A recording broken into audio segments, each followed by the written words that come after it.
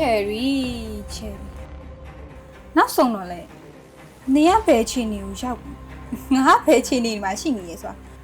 ချင်းနေရပါပဲလားအဲ့ဒါနဲ့မြငါ့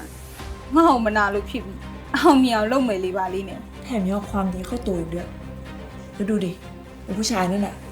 ทัดอุ่มของเธออะหน้าด้านสุดๆเธอไม่คิดจะทำอะไรบ้างเลยเหรอ ချယ်ရီရန်စားတွေမရှိချင်းတော့ဘူးအဲ့လိုရန်စားတွေကြောင့်ပဲပြဿနာတွေပိုကြီးခဲ့တာမဟုတ်ဘူးလား งั้นเชอรี่กำลังจะหมายความว่า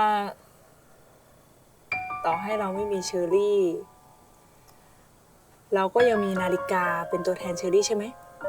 เธออะขี้โกงนะ ให้คำตอบพวกเราสองคนด้วยนาฬิกาเนี้ย ဒါပေါ့ရှင်တို့နှစ်ယောက်လုံးကချယ်ရီကိုချစ်တယ်ဒါပေမဲ့ချယ်ရီတို့က